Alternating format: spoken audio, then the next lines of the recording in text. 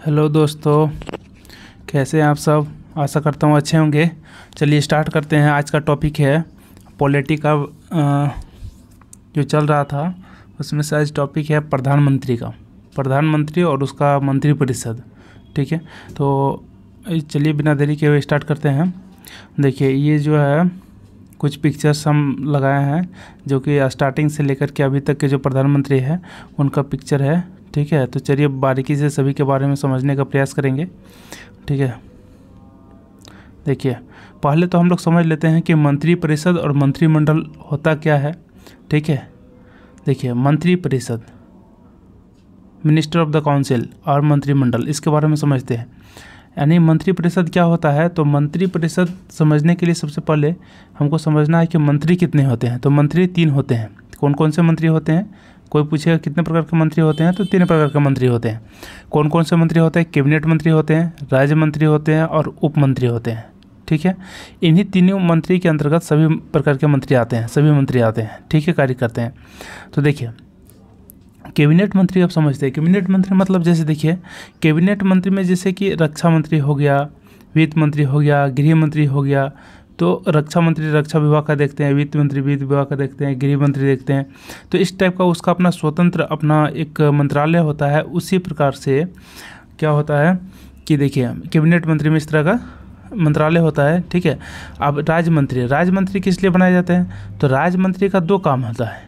पहला काम यह है कि कैबिनेट मंत्री को हेल्प करना यानी सहायता करना।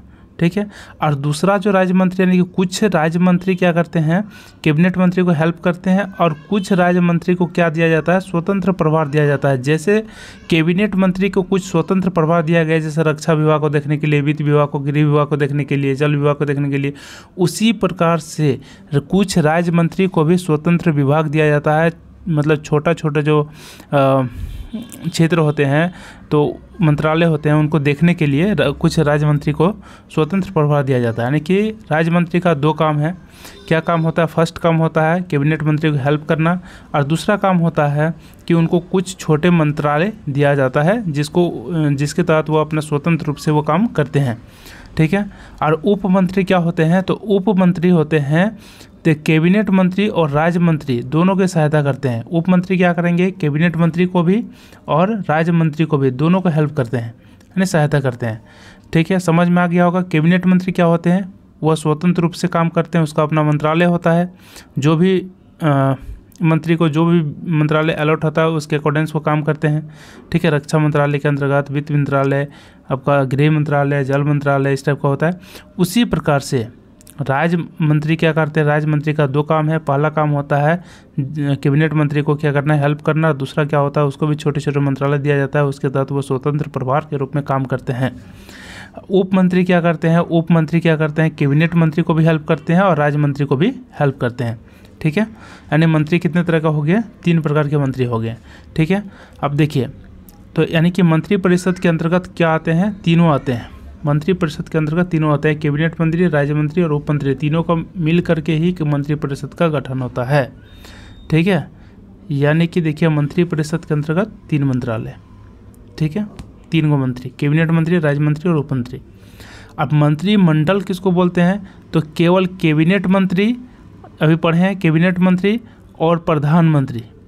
ठीक है, चाहे दोनों को मिला दिया जाए तो दोनों के संयुक्त रूप को क्या बोलेंगे हम लोग? मंत्रिमंडल बोलते हैं। यानी कि प्रधानमंत्री को कोई भी मीटिंग बुलाना रहता है तो वो किसको बुलाएगा? सबसे पहले कैबिनेट मंत्री को बुलाते हैं और उनके साथ मीटिंग करते हैं, और वो मीटिंग वाले जो भी बात रहता है वो कैबिनेट मंत्री किसको फिर बता देते हैं, वो इन्फॉर्मेशन किसको देते हैं? राज्य मंत्री को। राज्य मंत्री किसको देते हैं? उप मंत्री को। इस तरह से क्या होता है कि देखिए इतनी बड़ी से जो क्षेत्र है सभी को मीटिंग में बुलाना संभव नहीं हो पाता है, जिस कारण से कोई भी मीटिंग होता है तो पीएम किसको बुलाता है? कैबिनेट मंत्री को। कैबिनेट मंत्री के साथ अपना जो भी रहता है मीटिंग करके, और वो बातें जो होती है सारी बातें राज्य मंत्रालय से उप मंत्रालय में ट्रांसफ़र कर दिया जाता है। ठीक है, अब देखिए कैबिनेट मंत्री का एक प्रशासनिक सचिव होता है यानी प्रशासनिक प्रमुख होता है, जिसको क्या कहते हैं? कैबिनेट सचिव कहते हैं। कैबिनेट सचिव जो होता है सिविल सर्विस बोर्ड का अध्यक्ष भी होता है। ठीक है, यानी कैबिनेट मंत्री में एक प्रशासनिक प्रमुख होता है। कैबिनेट मंत्री का प्रशासनिक प्रमुख कौन होता है? तो याद रखिए कैबिनेट सचिव होता है। और कैबिनेट सचिव जो होता है सिविल सर्विसेज बोर्ड का अध्यक्ष होता है। ठीक है, यानी कि मंत्रिमंडल में क्या हो गया? कैबिनेट मंत्री और प्रधानमंत्री। ठीक है, अब देखिए कोई भी मीटिंग करना रहेगा पीएम को तो किसके साथ करेगा? कैबिनेट मंत्री के साथ। देखिए प्रधानमंत्री के बारे में जानते हैं। सबसे पहले प्रधानमंत्री होता क्या है? तो देखिए वास्तविक कार्यपालिका शक्ति, हम बताए थे कि नाम मात्र का कार्यपालिका शक्ति किसके पास होता है? तो राष्ट्रपति के साथ। लेकिन वास्तविक कार्यपालिका जो होता है, मेन जो पावर होता है किसके पास होता है? पीएम के पास होता है, प्रधानमंत्री के पास होता है। राष्ट्रपति और मंत्रिपरिषद के बीच में जो संवाद की जो कड़ी होता है कौन करता है? वो प्रधानमंत्री करता है। प्रधानमंत्री की नियुक्ति कौन करता है? तो देखिए प्रधानमंत्री की नियुक्ति कौन करेगा? तो राष्ट्रपति करता है। याद रखिएगा राष्ट्रपति का निर्वाचन किया जाता है, लेकिन राष्ट्रपति का क्या होता है? नियुक्ति होता है। दोनों में बहुत इंपॉर्टेंट है। ठीक है, फिर होता है, देखिए नियुक्ति हो गया, प्रधानमंत्री की नियुक्ति कौन हो गया? राष्ट्रपति। ठीक है, और जितना भी अन्य मंत्री रहता है, ठीक है, सभी मंत्री का नियुक्ति भी राष्ट्रपति ही करता है, लेकिन सलाह किससे लेगा? वो सलाह लेगा प्रधानमंत्री से। यानी कि प्रधानमंत्री की नियुक्ति राष्ट्रपति करता है और जितना भी अन्य मंत्री है सभी का नियुक्ति राष्ट्रपति ही करता है, लेकिन किसके सलाह से? तो पीएम के सलाह से। पीएम जो मंत्री को नियुक्ति करने बोलेगा उसको वो चीज़ नियुक्ति कर लेगा कौन? राष्ट्रपति। ठीक है, यानी विभाग अलॉट करके और सब दे देता है किसको? राष्ट्रपति को। ठीक है, पीएम भेज देता है राष्ट्रपति के पास। न्यूनतम एज कितना होता है प्रधानमंत्री बनने के लिए? 25 साल। मैक्सिमम कोई लिमिट नहीं है, मतलब कम से कम 25 साल होना चाहिए तभी आप प्रधानमंत्री बन सकते हैं। मैक्सिमम तो आप कितना एज रहेगा तो फिर भी आप बन सकते हैं, उसका कोई लिमिट नहीं है। शपथ कौन ग्रहण कराता है प्रधानमंत्री का? तो राष्ट्रपति कराता है। राष्ट्रपति त्यागपत्र किसको देगा? प्रधानमंत्री त्यागपत्र किसको देगा? राष्ट्रपति को। ठीक है, यानी प्रधानमंत्री का शपथ ग्रहण राष्ट्रपति, प्रधानमंत्री त्यागपत्र देना चाहेगा तो राष्ट्रपति को त्यागपत्र देगा। उसका वेतन कितना मिलेगा प्रधानमंत्री का? जितना सांसद का वेतन मिलता है उतना ही मिलता है। ठीक है, यानी सांसद के वेतन के बराबर मिलता है।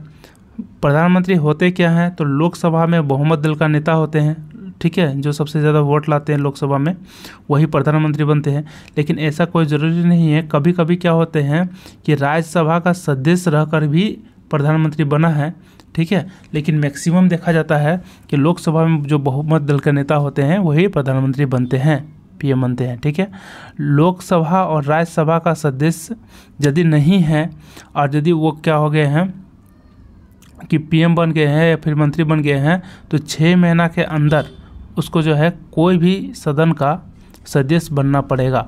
ठीक है, कोई भी सदन का सदस्य बनना पड़ेगा, चाहे लोकसभा का या राज्यसभा का, 6 महीना के अंदर।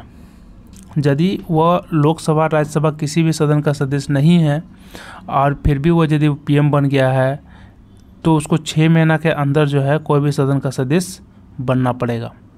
ठीक है, अन्य मंत्रियों की नियुक्ति। ठीक है, अन्य मंत्रियों की नियुक्ति के लिए सलाह देना। हम अभी बोले हैं कि पीएम की नियुक्ति कौन करता है? राष्ट्रपति करता है। और जितना भी अन्य मंत्री रहेगा जैसे कि गृह मंत्रालय, गृह मंत्री आपका, फिर इधर से स्वास्थ्य मंत्री, मान के चलिए आपका नागरिक उड्डयन मंत्री, ठीक है, वित्त मंत्री, तो जितने भी मंत्री है सब मंत्री का नियुक्ति कौन करेगा? तो राष्ट्रपति करेगा। लेकिन उसके लिए सलाह कौन देगा? सलाह देगा प्रधानमंत्री। सलाह कौन देगा? आपका पीएम देगा। ठीक है, नोट में देखिए कि मंत्रिपरिषद में मंत्रियों की अधिकतम संख्या पीएम के साथ यानी कि प्रधानमंत्री के साथ कितनी होती है?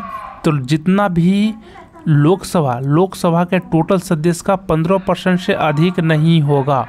ठीक है, इसका मतलब क्या होता है? जैसे मान के चलिए कि लोकसभा में कि सदस्यों की संख्या कितना? 545 है, तो 545 का हम 15% निकालेंगे। ठीक है, 15% निकालेंगे, जितना इसका आ जाएगा अधिकतम संख्या। ठीक है, 15% से इसका 15% निकालेंगे, जितना आएगा उससे अधिक संख्या में मंत्री नहीं बन सकते हैं। मंत्रिपरिषद में मंत्री की अधिकतम संख्या कितनी होगी? तो लोकसभा में जितना सदस्य है उसका 15%, उससे अधिक नहीं। ठीक है, ये व्यवस्था कब किया गया संविधान में? 51वां संविधान संशोधन, 91वां संविधान संशोधन 2003 में ऐसा नियम लागू किया गया है कि लोकसभा LS मतलब लोकसभा में जितना टोटल सदस्य रहेगा तो उसका 15% से अधिक मंत्री नहीं बन सकते हैं। किसमें? मंत्रिपरिषद में। ठीक है, पीएम को इंक्लूड के साथ। ठीक है, पीएम के साथ। ठीक है, नेक्स्ट देखिए कुछ अनुच्छेद के बारे में समझते हैं। जैसे देखिए अनुच्छेद नंबर 74 में लिखा हुआ है कि भारतीय संविधान भारत में क्या होंगे, मंत्रिपरिषद का गठन होगा। मंत्रिपरिषद का गठन के बारे में लिखा हुआ है अनुच्छेद नंबर 74 में। और उसका जो हेड होगा यानी प्रधान होगा, यानी कि मुखिया होगा, कौन होगा, पीएम होगा, यानी प्रधानमंत्री होगा। ठीक है, यानी भारत में मंत्रिपरिषद का गठन होगा और उसके जो प्रधान होंगे वो कौन होंगे, पीएम होंगे। आर्टिकल नंबर 74 में लिखा हुआ है। 75 में लिखा हुआ है कि प्रधानमंत्री का जो नियुक्ति होगा, यानी मेनली लिखा हुआ प्रधानमंत्री के बारे में। प्रधानमंत्री की नियुक्ति राष्ट्रपति करेगा और अन्य मंत्री की नियुक्ति राष्ट्रपति करेगा, लेकिन प्रधानमंत्री जिसको सलाह देगा, जिससे सलाह देगा वैसे अनुसार से राष्ट्रपति अपॉइंटमेंट कर लेगा, नियुक्ति कर लेगा। ठीक है, यानी कि मेनली याद रखना है 74 में हो गया मंत्रिपरिषद और 75 में हो गया प्रधानमंत्री। ठीक है, मंत्रिपरिषद का हेड कौन होता है, तो पीएम होता है, इतना जानना है। देखिए 75 का 2 नंबर में, 75 का 2 नंबर में क्या लिखा हुआ है, ये लिखा हुआ है कि जितना भी जितना भी मंत्री रहते हैं, चाहे पीएम हो, जितना भी मंत्री है, सभी मंत्री जो होते हैं राष्ट्रपति के प्रसाद पर्यंत कार्य करते हैं। राष्ट्रपति के प्रसाद पर्यंत काम करते हैं। इसका मतलब होता है कि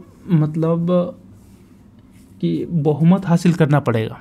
ठीक है, लोकसभा में बहुमत हासिल करना पड़ता है और यदि बहुमत हासिल नहीं कर पाता है तो फिर उसको क्या करना पड़ेगा, त्यागपत्र देना पड़ता है। ठीक है, तो मेनली यहाँ पर क्या है कि जितना भी मंत्री है, यानी चाहे पीएम रहे या जितना भी मंत्री है, सभी किसके प्रसाद पर्यंत काम करते हैं, तो राष्ट्रपति के प्रसाद पर्यंत काम करते हैं।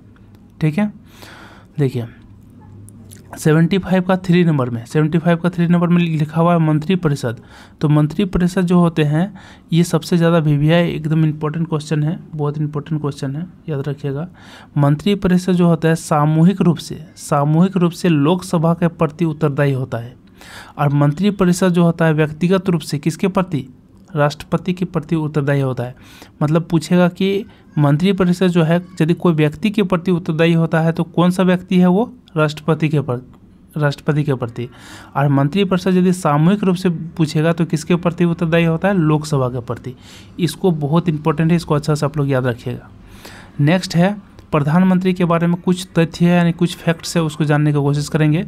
जैसे देखिए प्रधानमंत्री है यानी कि पीएम है, तो प्रधानमंत्री देखिए पीएम मान लेते हैं मोदी है अभी, और यदि वो क्या करेंगे, यदि मंत्री को क्या करेंगे, त्यागपत्र देने, कोई भी मंत्री को त्यागपत्र देने के लिए बोल सकते हैं, कौन, पीएम बोल सकते हैं। या फिर ठीक है, यदि किसी को बर्खास्त करना है यानी कि हटाना है मंत्री से, तो राष्ट्रपति को मतलब सलाह देंगे कि इस मंत्री को आपको क्या करना है, बर्खास्त करना है। ठीक है, यानी कि पीएम के पास इतना पावर है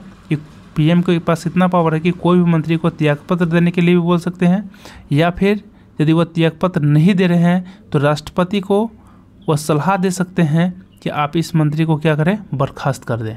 ठीक है, नेक्स्ट है कि देखिए मान के चलिए पीएम प्रधानमंत्री है, उनका क्या हो गया, मृत्यु हो गया है, या फिर त्यागपत्र दे दिए हैं। मान के चलिए कि पीएम जो है त्यागपत्र दे दिए हैं या फिर उनका मृत्यु हो गया अचानक सा, तो मंत्रिपरिषद में जितना भी मंत्री है सब का सब अब क्या हो जाएंगे, कोई भी काम नहीं करेंगे, यानी मंत्रिपरिषद पूरा क्या हो जाएगा, विघटित हो जाएंगे। मतलब पूरा मंत्रिपरिषद क्या हो जाएगा, भंग हो जाएंगे, टूट जाएंगे।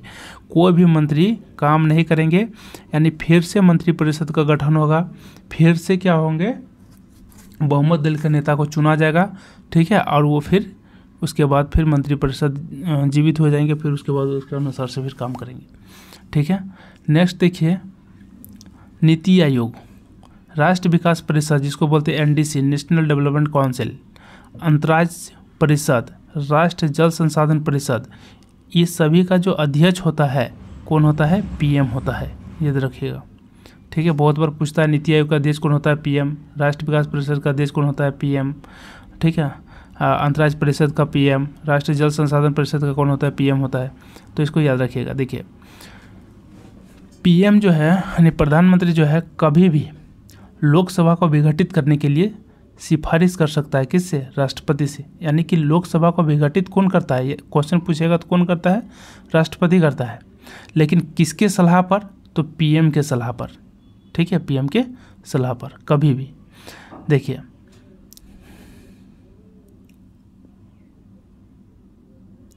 सबसे लंबा कार्यकाल, कुछ अब जितने भी प्रधानमंत्री जो रहे हैं स्टार्टिंग से उनके बारे में थोड़ा हिस्ट्री जान लेते हैं। देखिए, सबसे लंबा कार्यकाल कौन सा प्रधानमंत्री का रहा है, तो पंडित जवाहरलाल नेहरू के रहे हैं। कितने, लगभग 17 साल वो काम किए हैं प्रधानमंत्री के पोस्ट पर, 16 वर्ष 9 महीने 12 दिन, लगभग 17 साल। ठीक है। सबसे कम समय तक कौन काम किए हैं, तो अटल बिहारी वाजपेयी। लेकिन एक कार्यकाल के लिए पूछेगा तो एक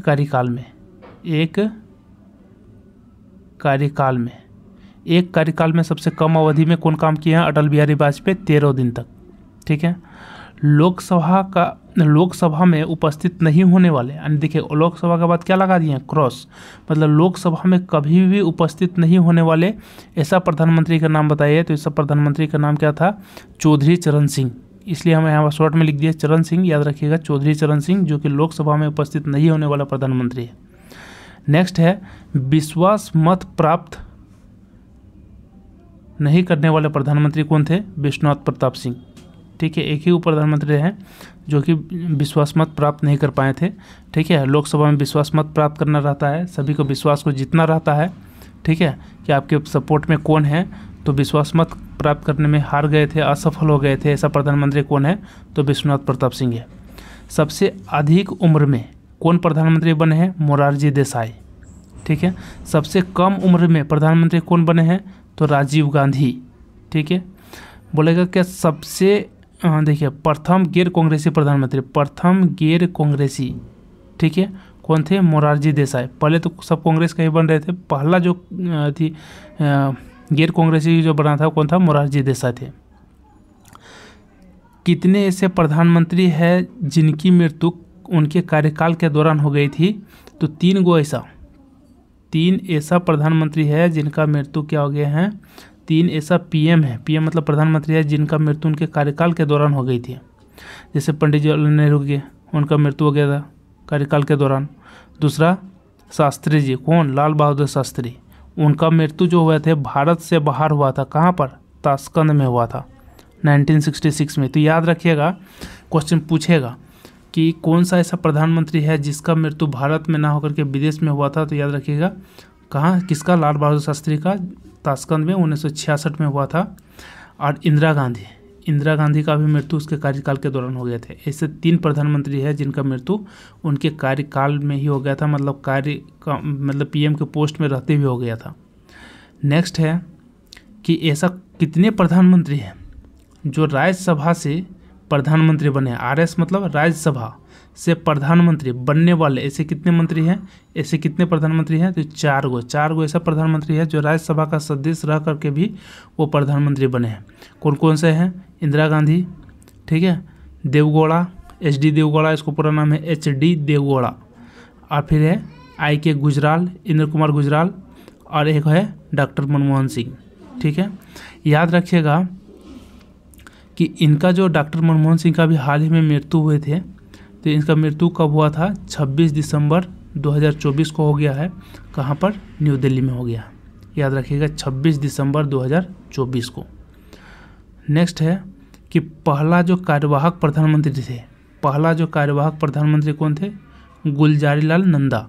कार्यवाहक प्रधानमंत्री किसको बोलते हैं, जैसे जब नेहरू जी का जब डेथ हो गया थे, जो रेस्ट अवधि के लिए, जो जैसे कि मान के चलिए कि कुछ समय जब बच जाता है उसके लिए, उसके दौरान जो काम करता है उसको बोलते हैं कार्यवाहक प्रधानमंत्री। तो जब तक प्रधानमंत्री का इलेक्शन नहीं हो जाता है तो कार्यवाहक जो प्रधानमंत्री जो थे उस समय कौन थे, पहला गुलजारीलाल नंदा थे। पहला उप प्रधानमंत्री कौन थे, सरदार वल्लभ भाई पटेल।